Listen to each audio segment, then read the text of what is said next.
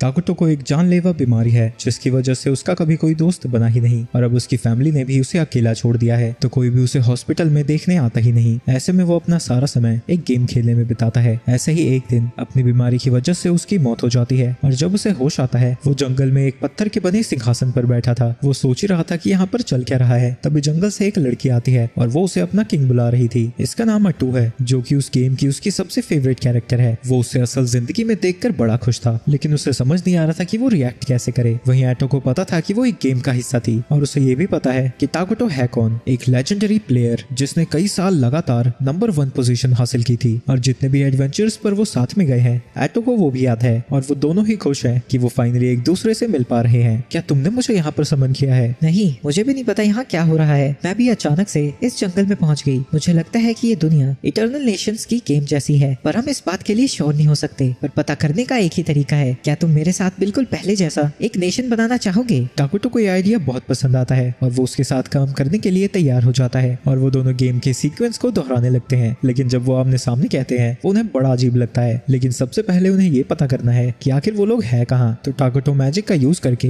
एक स्काउट को समन करता है, लेकिन जब वो उसे आमने सामने देखता है वो उसे बड़ा बदसूरत लगता है। पर दुख की बात यह है कि इसके बारे में वो कुछ नहीं कर सकता था। हमारी सिविलाइजेशन सबसे ज्यादा ईविल और खतरनाक होगी, पर हमें शुरू में ज्यादा अटेंशन नहीं चाहिए ताकि हम किसी से भिड़ ना जाएं, और इसीलिए ये बग उनके काम आने वाला है। वो एक जगह पर रहकर उससे स्काउट करने को कहते हैं। पहले तो वो बग अपनी जगह से हिलता ही नहीं, तो आटो उसे याद दिलाती है कि वो उसका कमांडर है और वो धड़ाधड़ वहां से निकल जाता है। ताकुतो देखता है कि बिल्कुल गेम की तरह वो उस बग के साथ अपने विजन को शेयर कर सकता है, लेकिन ऐसा करने में उसका आधा माना खत्म हो गया। अब उसके पास सिर्फ 100 MP बची है और अगर वो अपने बेस बनाना चाहता है तो उसमें उसे 20 MP लगेगी। लेकिन ताकुतो बेस से पहले एक वॉरियर बनाना चाहता था जो कि उनके लिए लड़ेगा। फिक्र मत कीजिए, अगर आप किसी मुसीबत में पड़ेंगे तो मैं आपको बचा लूंगी। काश मैं ऐसा कह पाती। हाँ, तुम सही कह रही हो। तुम हीरो यूनिट का हिस्सा हो तो तुम समय के साथ ही ताकतवर बनोगी, और अभी तुम्हारा लेवल सिर्फ 3 है। वहीं वो बग अभी भी अपने स्काउटिंग के काम पर लगा हुआ है, लेकिन अभी तक उसे एक भी मॉन्स्टर नहीं दिखा है। इसका मतलब ये था कि ये जगह छुपने के लिए बहुत अच्छी है, लेकिन उन्हें ये अजीब भी लगता है क्योंकि अब तक कोई जानवर या मॉन्स्टर तो दिख जाना चाहिए था। और प्रॉब्लम ये है कि अगर उन्हें कोई एनिमल नहीं दिखता है तो उन्हें खाने के लिए अपना माना स्पेंड करना पड़ेगा। अटो उससे माफी मांगती है क्योंकि वो उसके ज्यादा काम नहीं आ पा रही है। इसकी कोई जरूरत नहीं है, तुम्हारा मेरे साथ होना ही मेरे लिए बहुत है। ये सुन के आटो को बड़ा अच्छा लगता है। दूसरी तरफ स्काउट को कुछ इंटरेस्टिंग मिलता है। वो जंगल के बीचों बीच एक डार्क एल्फ सेटलमेंट को देखता है। वो ताकुतो की लोकेशन से ज्यादा दूर नहीं था। ये तो अच्छी बात है कि वो डार्क एल्फ्स हैं। वो तो ईविल के उतने खिलाफ भी नहीं होते, तो वो माइनॉग्रा किंगडम को अपोज नहीं करेंगे। लेकिन ताकुतो को लगता है कि ये प्रॉब्लम हो सकती है क्योंकि वो अपनी सिविलाइजेशन के इतनी पास एक और सिविलाइजेशन को रहने नहीं दे सकता, क्योंकि वो जितनी देर हो सके उतनी देर छुपकर वॉर को अवॉइड करना चाहता था। तो आटो कहती है कि उन्हें अपनी सिविलाइजेशन को यहाँ से मूव कर लेना चाहिए, जिसके लिए ताकुतो मान भी जाता है क्योंकि उन्होंने यहाँ पर अभी कुछ तो बनाया ही नहीं था। पर उससे पहले वो उन डार्क एल्फ्स को ऑब्जर्व करना चाहता है। लेकिन तभी आटो अपने पास किसी को सेंस करती है और वो देखते हैं कि जंगल से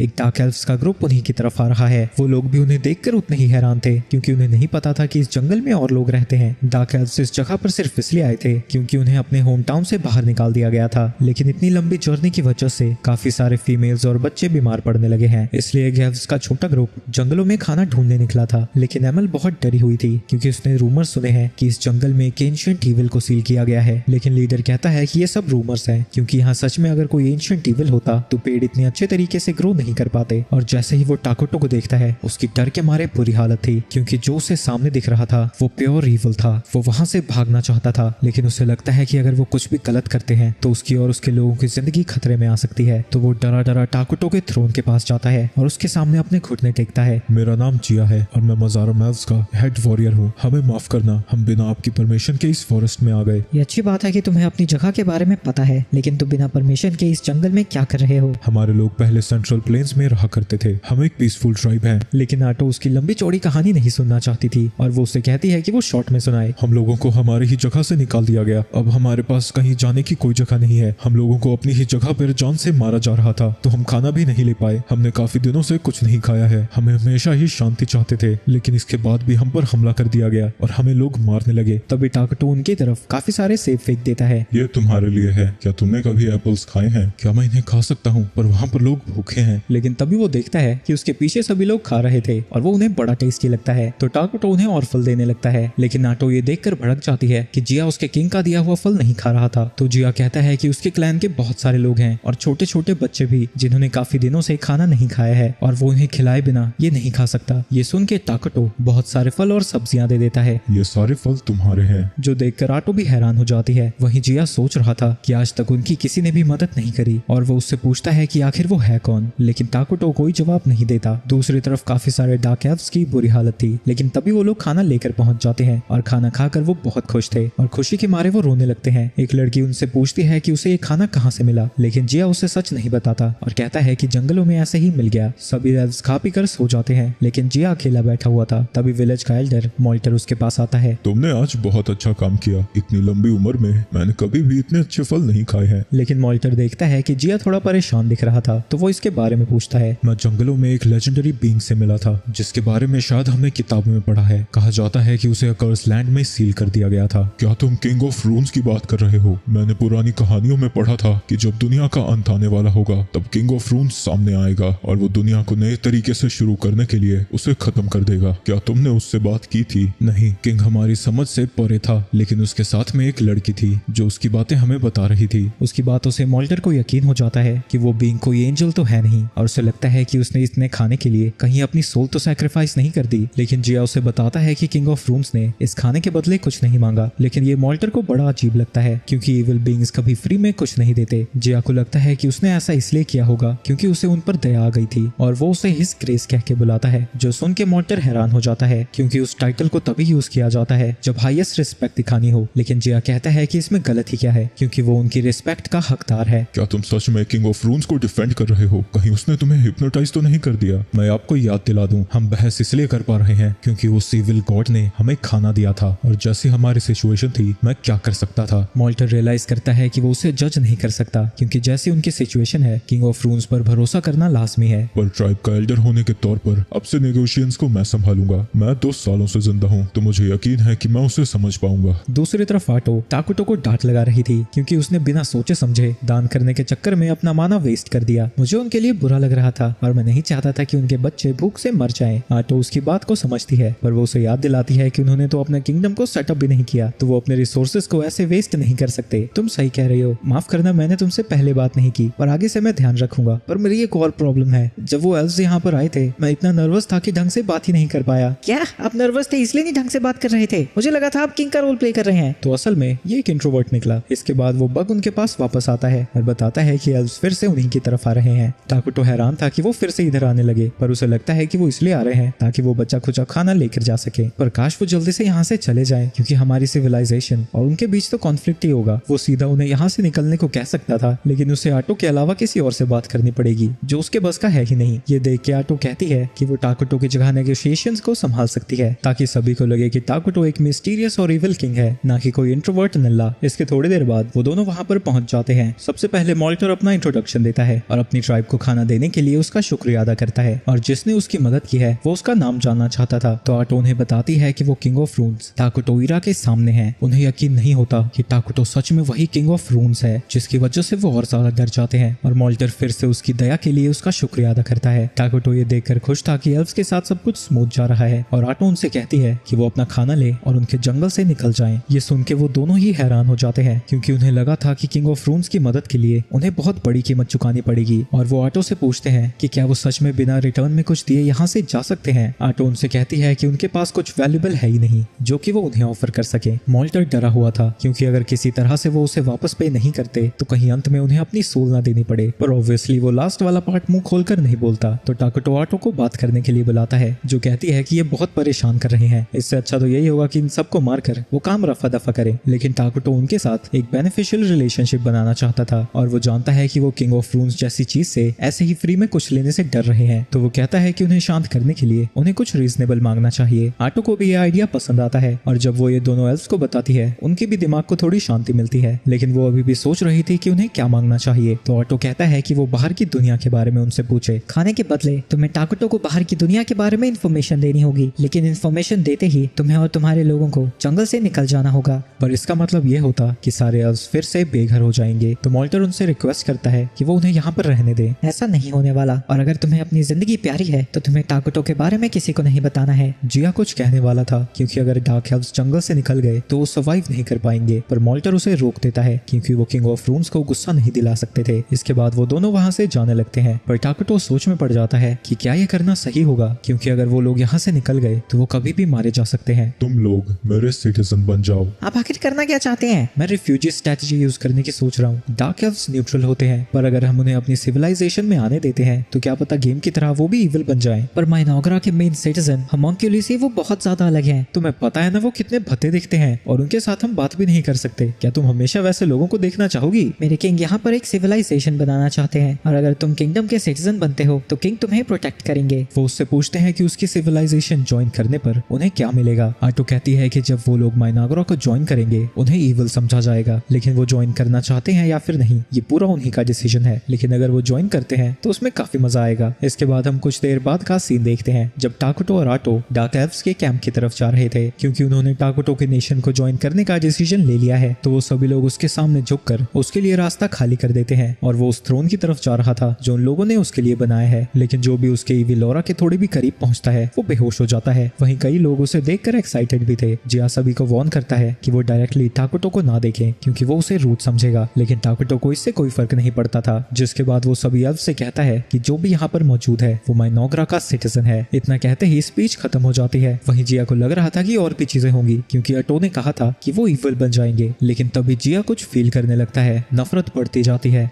जिस दौरान उसके दिमाग में उसके और उसके लोगों के खिलाफ जो भी हुआ था वो सब चलता ही जा रहा था और ये सारी चीजें डार्क एल्फ ट्राइब के हर मेंबर के साथ हो रही थी। और जब ये सारी मेमोरीज खत्म होती है वो काफी रिलीव्ड फील कर रहे थे क्योंकि उनके पास टाकुटो जैसा बीइंग उन्हें प्रोटेक्ट करने के लिए है। इसके बाद माइनॉग्रा के किंगडम में कुछ दिन बीत जाते हैं, लेकिन टाकुटो के लिए चीजें अच्छी नहीं चल रही हैं क्योंकि इस कॉन्टिनेंट पर पहले ही दो बड़े नेशंस हैं। पहला है होली किंगडम ऑफ कोआलिया जो कि एक ह्यूमंस का किंगडम है जो कि होली गॉड आर्लोस को वर्शिप करते हैं, और दूसरा नेशन एल्व्स का है एल्ना अलायंस ऑफ एलिमेंटल्स, और वो नेचर को वर्शिप करते हैं। और अगर उन्हें उनके इविल नेशन का पता लग गया तो उनका काम तमाम हो जाएगा। इन डोमिनेंट नेशन से लड़ने के लिए उनके पास मिलिट्री पावर ही नहीं है। ये सब सोचकर वो दोनों ही बच्चों की तरह परेशान होने लगते हैं। लेकिन तभी टाकुटो सोचता है कि सारी चीजें बुरी नहीं है क्योंकि नॉर्मली माइनॉग्रा के सिटीजंस होमुंकुली होते हैं जिनके दिमाग में भूसा भरा होता है, पर अब क्योंकि डार्क एल्व्स हैं तो वो शायद रिसर्च में काम आ सके। इसके बाद जिया टाकुटो के सामने एमिल को लेकर आता है और बताता है कि वो बहुत इंटेलिजेंट है जो कि लेजेंड्स और बाकी नेशंस के बारे में बहुत कुछ जानती है। आल्टो कहती है कि वो इन तीनों को माइनॉग्रा के एडमिनिस्ट्रेशन की इंपॉर्टेंट पोजीशन देगी। वो मॉल्टर को स्टेट अफेयर्स मैनेज करने का काम देती है और जिया पहले की तरह माइनॉग्रा का हेड वॉरियर रहेगा, तो फोर्सेस को कमांड करना और नए सोल्जर्स को रिक्रूट करने का भी काम उसी का होगा। ये सुन के जिया खुश हो जाता है और कहता है कि जो भी टाकुटो के रास्ते में होगा वो उसे जान से मार देगा। ये सुनकर टाकुटो थोड़ा घबरा जाता है और आटो उन्हें याद दिलाती है कि वो पीस पसंद करता है तो उन्हें फालतू में किसी से झगड़ा नहीं करना है। जिया को यकीन नहीं होता कि किंग ऑफ रून्स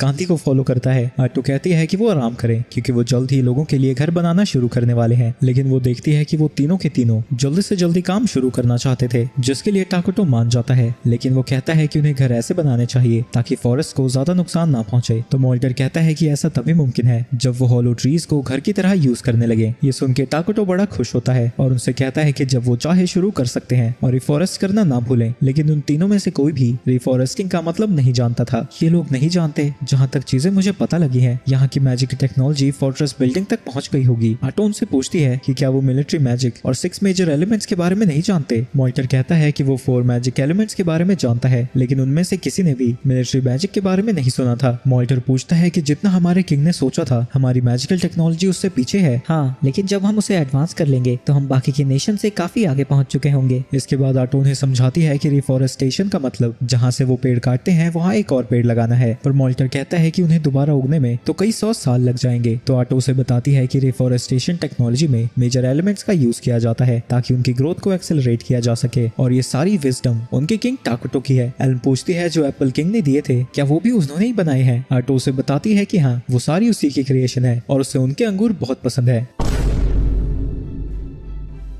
एमल कहती है कि जो पर्पल वाले फ्रूट्स थे वो उसे बहुत अच्छे लगे थे तो उसने उसके बीज प्लांट कर दिए और वो अब उगने भी लगे हैं। टाकुटो सोचता है कि जो फ्रूट्स उसने क्रिएट किए थे वो दूसरी दुनिया के थे, यानी वो इमरजेंसी प्रोडक्शन का यूज करके वो ऐसी चीजें भी बना सकता है जो इस गेम में एग्जिस्ट नहीं करती, और इस बात को कंफर्म करने के लिए वो एक कॉइन को क्रिएट करता है। इसका मतलब ये है कि मैं इस पावर से गन पाउडर, बेस मेटल्स, यहाँ तक की ऑयल भी बना सकता हूँ। इस दुनिया का सऊदी अरेबिया और अमेरिका मैं ही बनूंगा, पर उसके लिए मुझे बहुत सारा माल माना चाहिए, फिर तो पूरी दुनिया पर मेरा ही राज राज होगा। दूसरी तरफ होली नेशन को मेक इविल प्रेजेंस के बारे में पता लगा है, तो होली सेंट और बिशप कुछ नाइट्स के साथ वहां जा रहे हैं ताकि वो उसे इन्वेस्टिगेट कर सके। वही नाइट्स ने कहानियां सुनी है कि सेंट के पास स्पेशल पावर होती है, लेकिन जो चीजें उन्होंने अभी तक देखी हैं वो बिल्कुल एक नॉर्मल लड़की जैसी लगती है। लेकिन जब उनके ऊपर कुछ गॉब्लिन्स हमला कर देते हैं, वो सेंट अपनी पावर्स का उनके ऊपर यूज करती है और एक ही झटके में सभी गॉब्लिन्स को होली फ्लेम से जलाकर राख कर देती है। उसकी पावर्स को देखकर नाइट्स भी हैरान थे और बिशप बताता है कि सेंट की एबिलिटी की वजह से ही वो एल्फ से इतने अच्छे रिलेशन को मेंटेन कर पा रहे हैं और अपने किंगडम से सभी इविल को दूर रखा है। इसलिए सोलेना कॉन्टिनेंट के 7 ग्रेट सेंट्स में से एक है। आगे सोलेना बिशप से पूछती है कि जो अकर्स लैंड में उसने सेंस किया था उसे इन्वेस्टिगेट करने के लिए उसने किसे भेजा है, पर बिशप कहता है कि वो पैलेडिन्स को उसे इन्वेस्टिगेट करने के लिए नहीं भेज सकता। वो लैंड डार्क कॉन्टिनेंट के अंदर आता है, वहां जाने के लिए कभी भी सेंट्रल चर्च नहीं मानेगा। ये सुन के सोलेना कहती है कि तो वो खुद चली जाएगी, तो बिशप हार मानकर कहता है कि वो अपने कुछ सोल्जर्स को भेज देगा। दूसरी तरफ आटो सभी एल्फ से कहती है कि वो कंस्ट्रक्शन शुरू कर सकते हैं। वहीं उन लोगों ने टाकुटो का सिंहासन और भी ज्यादा बड़ा कर दिया है और वहां पर एक छत भी डाल दी है और अब टाकुटो को बाहर नहीं सोना पड़ेगा। तभी उसके किंगडम के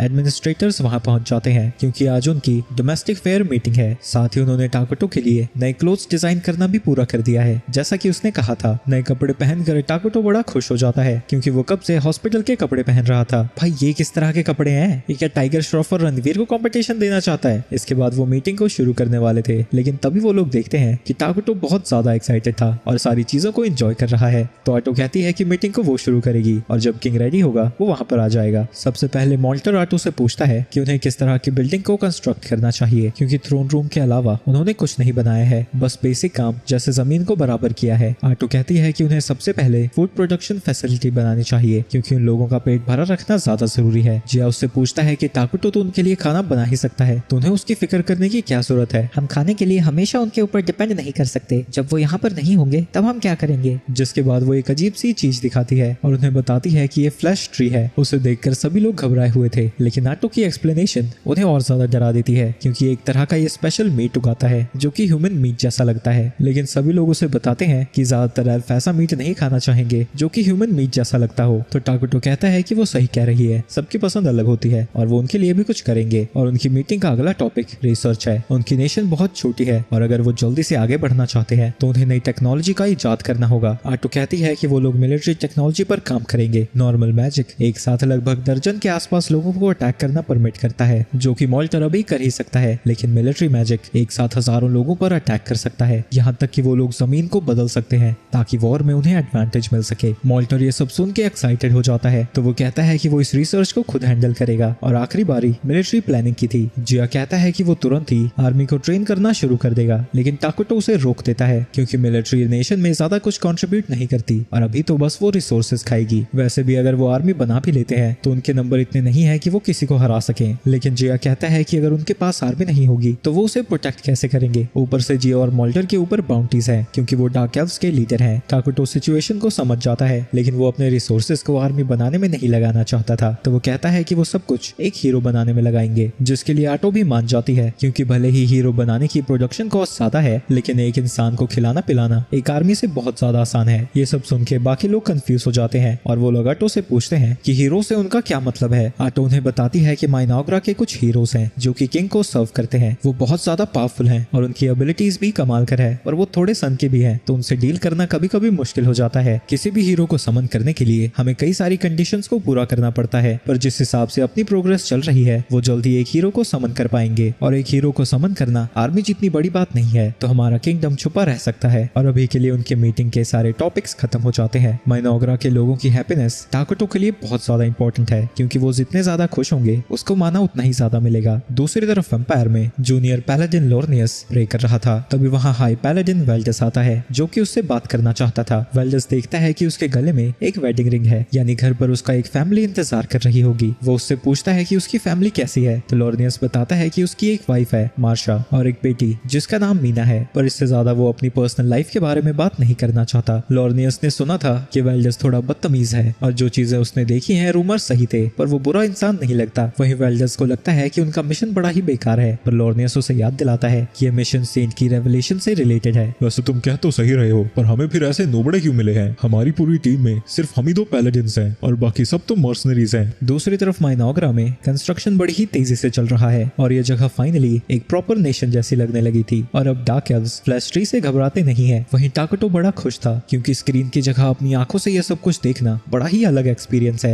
एमएल उसे बताती है कि यह जगह उनका रेजिडेंशियल एरिया है, पर क्योंकि उसका सारा फोकस फूड प्रोडक्शन पर था वो होम्स पर काम नहीं कर पा रही है। पर फ्लैश ट्रीज बड़ी ही अच्छे से ग्रो कर रहे हैं तो स्टोर हाउस भी जल्दी बन जाएगा। दूसरी तरफ मॉल्टर अपने मैजिक रिसर्च पर काम कर रहा है और उसने इसके लिए एक मैजिक रिसर्च इंस्टीट्यूट भी बनाया है। साथ ही पास में ही उन्हें एक स्प्रिंग भी मिल गया है तो पानी की उन्हें कोई चिंता नहीं है। और जिस बिल्डिंग के अंदर वो है वो पब्लिक ऑफिस है जिसके अंदर माइनोग्रा की मीटिंग रखी जाएगी। टाकुटो सारी प्रोग्रेस को देखकर खुश था। जब माइन एल्फ से मिला था ये मौत की कगार पर थे पर अब बड़े ही खुश लग रहे हैं। वहीं एमएल कंफ्यूज थी क्योंकि उसे नहीं पता कि टाकुटो क्या सोच रहा है। तो टाकुटो उसे बताता है कि उसने बहुत अच्छा काम किया है। मैं बहुत खुश हूँ कि मेरे पास तुम्हारे जैसी सिटीजन है। ये सब सुन के एमएल इतनी ज्यादा खुश हो जाती है कि वो खुशी के मारे रोने लगती है। इसके बाद एमएल उसे फ्लैश ट्री फार्म दिखाती है और जो टूल्स टाकुटो ने उन्हें दिए थे उसकी वजह से उनकी फार्मिंग बड़ी ही तेजी से चल रही है। लेकिन एमएल अभी भी उन फ्लैश ट्रीज को बात करता हुआ सुनकर डर जाती है। इसके बाद एमएल उसे वाटर सोर्स को दिखाने लेकर जाती है, लेकिन जैसा वो देख कर गए थे ये जगह बिल्कुल अलग लग रही है और पानी भी पूरी तरह से काला होने लगा है। वहाँ पर मॉल्टर और जिया भी आ जाते हैं क्योंकि एमएल ने उनसे कहा था कि वो यहाँ पर एक एक्वा डेक बनाना चाहती है, पर अब उन्हें लगता है कि वो ऐसा नहीं कर सकते। लेकिन तभी एटो कहती है कि पानी बिल्कुल सेफ है और ये साबित करने के लिए वो उसे पीने लगती है, जो देखकर वो दोनों हैरान हो जाते हैं और आटो उन्हें लंबी सांस लेने को कहती है। और जब वो दोनों ऐसा करते हैं वो पहले से बेटर फील करने लगते हैं। आटो उन्हें बताती है कि ये माइनोग्रा के इविल नेशन के कुछ बेनिफिट्स हैं। उनके नेशन के आसपास का एरिया कर्स्ड हो जाता है और जो इविल क्रीचर्स होते हैं इससे उन्हें माइनर बफ्स भी मिलते हैं और जो भी क्रीचर्स गुड या फिर न्यूट्रल होते हैं उनके ऊपर पेनल्टी लगती है। तो यहाँ का पानी, हवा और वातावरण भले ही डरावना हो पर उनके सिटीजन्स के लिए बेनिफिशियल है। पर इसमें सिर्फ एक ही प्रॉब्लम है कि अगर सारी जगह कर्स्ड दिखेगी तो वो छुपकर ज्यादा समय तक नहीं रह पाएंगे। तो मॉल्टर कहता है कि शायद अब उन्हें आर्मी बनाने पर फोकस करना चाहिए, लेकिन आटो कहती है कि वो फिक्र ना करें, एक हीरो उनके नेशन को प्रोटेक्ट करने के लिए काफी होगा। लेकिन वो लोग अभी भी कंफ्यूज थे, भला एक हीरो करेगा क्या। तो वो उन्हें अपनी पावर्स दिखाती है। उसके पीछे से टेंटिकल्स बाहर आते हैं और उसके पीछे के सारे पेड़ों को डिस्ट्रॉय कर देते हैं, जो देखकर सभी लोग हैरान थे। आटो उन्हें बताती है कि वो भी एक हीरो है और क्योंकि वो यहाँ पर काफी समय से है उसकी ताकत अब वापस आने लगी है, लेकिन वो अभी भी अपने प्राइम जितनी ताकतवर नहीं हुई है। पर मेन बात यह है कि हीरो समय के साथ स्ट्रॉन्ग होते रहते हैं, तो जब तक उनका सामना किसी बड़ी मुसीबत से नहीं होता उन्हें नेशन को आगे बढ़ाने में कोई भी तकलीफ नहीं होगी। लेकिन टाकुटो आटो पर गुस्सा भी था क्योंकि सिर्फ अपनी पावर को दिखाने के लिए उसे उन पेड़ों को डिस्ट्रॉय करने की कोई जरूरत नहीं थी। वहीं ये सब देखकर वो दोनों टाकुटो से और भी ज्यादा इंप्रेस हो जाते हैं और वो उसके लिए एक पैलेस बनाना चाहते थे। पैलेस? वो तो बस रिसोर्सेज की बर्बादी है, मुझे उसकी कोई जरूरत नहीं है। लेकिन वो तीनों कहते हैं कि वो बहुत जरूरी है कि उसके पास एक कासल हो, वरना उन्हें बहुत बुरा लगेगा। ये सब सुनकर आखिरकार टाकुटो मान जाता है और वैसे भी वो फ्यूचर में एक फ्लोटिंग कासल भी बनाने वाला था और अभी चीजें स्मूथ चल रही है तो उन्हें शुरुआत अभी ही कर देनी चाहिए। लेकिन वो लोग ये नहीं जानते थे कि पैलेडिन सब धीरे धीरे उनकी तरफ आ रहे हैं और जब वो माइनोग्रा पहुंचेंगे उनके लिए मुसीबत खड़ी हो जाएगी।